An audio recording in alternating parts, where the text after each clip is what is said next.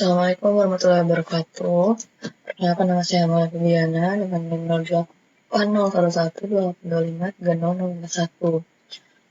Jadi di sini saya akan mengajarkan tugas algoritma pemrograman soal nomor 3, yaitu buatlah program untuk menampilkan hanya baris n dari segitiga Pascal. Yang pertama saya akan menjelaskan algoritma pemrograman terlebih dahulu.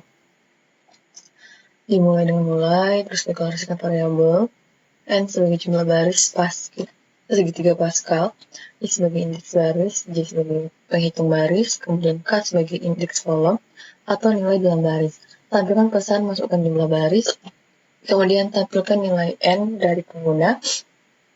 Proses pembuatan segitiga Pascal itu dengan cara inisialisasi I sama dengan 0 atau baris pertama, kemudian periksa kondisi I lebih kecil dari N.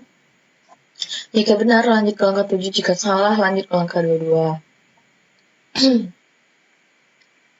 Kemudian buat spasi agar bentuk segitiga rapi.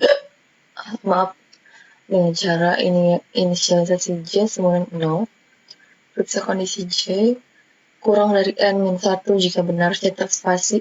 Jika benar cetak spasi, habis itu tambahkan J sama dengan J tambah 1, kemudian kembali ke langkah 8. Jika salah, lanjut ke langkah 9. Kemudian itu menampilkan nilai kombinasi cara inisialisasi K sama 0. Diperiksa kondisi K apakah ditulis kurang dari sama dengan I. Jika benar, lanjut ke 11. Langkah 11. Jika salah, lanjut ke langkah 18. Proses perhitungan kombinasi itu cara periksa kondisi apakah K sama dengan 0 atau K sama dengan I. Jika benar nilai kombinasi sama dengan 1. Lanjut ke 14. Jika salah, hitung kombinasi menggunakan rumus rekursif. Kombinasi I kurang 1 kali kurang 1. Kombinasi I dikurang 1, K. Kemudian jumlahkan kedua hasil tersebut, lanjut ke angka 14. Yaitu perkirakan hasil kombinasi ke layar dengan cara tambahkan K sama dengan K plus 1, kembali ke langkah 10. Kemudian pindahkan baris ke berikutnya. Yaitu cetak new line. Pindahkan atau pindah ke baris baru. Nah, kemudian tambahkan I sama dengan I plus 1, kembali ke langkah 6, program selesai. Lanjut, saya akan menjelaskan deskripsi program terlebih dahulu. Program ini digunakan untuk menampilkan segitiga Pascal berdasarkan jumlah baris yang dimasukkan oleh pengguna.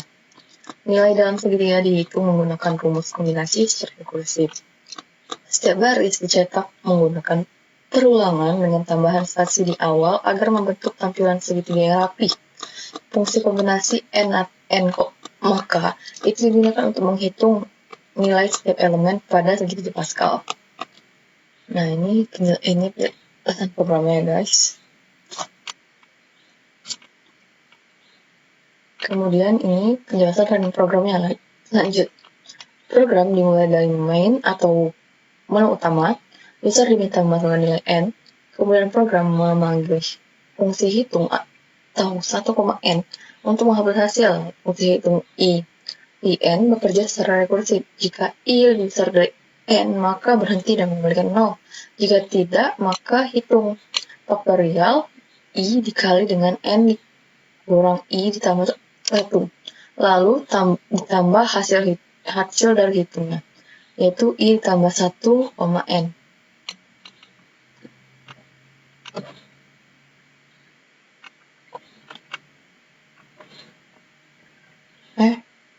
Kok ini sih? Nomor 3.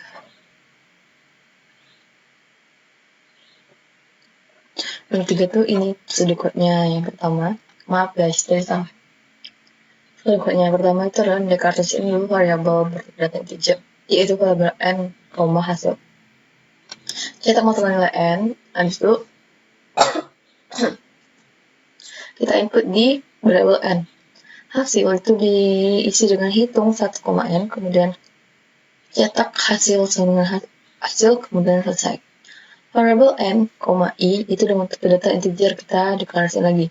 Jika n sama dengan 0 atau n sama dengan 1, maka kembali ke 1. Kalau salah, maka n dikali faktorial n 1.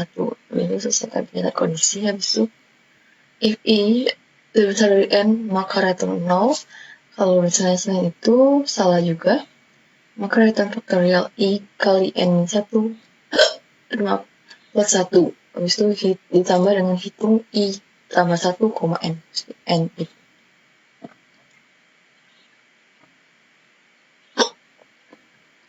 Nah, ini flowchart-nya. Selanjutnya saya akan bilang flowchart, yaitu ini flowchart-nya terbagi menjadi beberapa jenis. Yang pertama itu ada function kombinasi, flowchart untuk function kombinasi. Diawali dengan start itu sebagai oval, kemudian lanjut ke pattern kondisi, yaitu dia nanya apakah k sama dengan 0 atau k sama dengan n. Kalau benar dia return 1, habis itu langsung selesai. Kalau salah dia return kombinasi n-1 k-1 plus kombinasi n-1, k. Terus lanjut ke selesai. Terus ada lagi. Ini fungsi utamanya.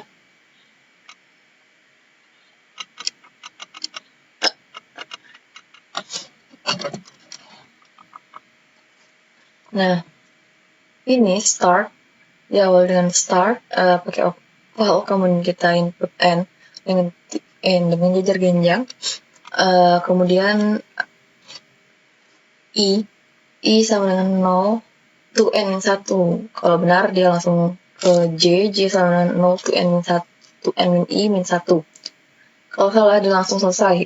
Kalau benar dia langsung sini. Ini perulangan maksudnya ya. Kalau misalnya benar lagi, maka cetak spasi ini. Lakuin perulangan lagi ke sini. Kalau benar lagi ke sini lanjut nyampe ke k sama 0 to i. Kalau benar itu langsung kombinasi i, k. Nah, bisa cetak balik lagi situ, perulang lagi. Kemudian i plus lanjut balik ke si perulangan pertama, bisa selesai. Langsung saja kita akan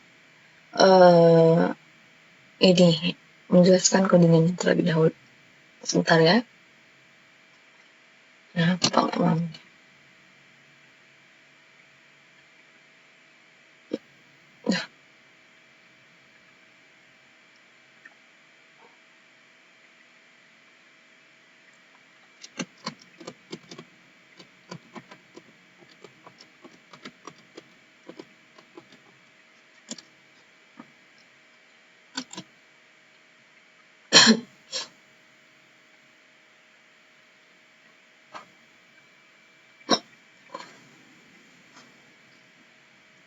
Saja kita buka kode blocks. Nah, ini sudah ada kode blocksnya. Sudah saya buat. Nah, di sini itu ada input IO stream. Kenapa pakai input IO stream? Karena kalau misalnya kita nggak pakai ini, kita nggak bisa menggunakan si in dan si out. Kemudian using namespace std itu supaya kita bisa menggunakan metadata C++ tanpa harus menuliskan std secara berulang-ulang. Kemudian ini aku bakalan ini apa sih namanya, deklarasiin dulu variabel yaitu faktorial atau in n. Jika n sama dengan 0 atau n sama dengan 1, maka kembali ke 1. Kalau selain itu, maka return n dikali faktorial n 1. Hitung in i. Ini aku deklarasiin dulu lagi variabelnya, yaitu in hitung variabel integer, in hitung, in i, dan in n, terdiri dari itu. Kemudian lakukan lagi penyitaan kondisi. Jika i lebih besar dari n, maka kembali ke 0. Kemudian jika salah, maka kembali ke faktorial dikali i dikali faktorial atau i dikali n 1 plus hitung i plus 1, n. Habis lanjut ke fungsi utamanya, yaitu deklarasi lagi variabel untuk ininya, fungsinya in n, hasil. Ini n ini untuk inputan ini, masukin inputan ini, nanti misalnya di ini, kemudian hasil yang nanti masuk ke sini. Dan gitu saja penjelasan dari program dari saya akhiri. Wassalamualaikum warahmatullahi wabarakatuh.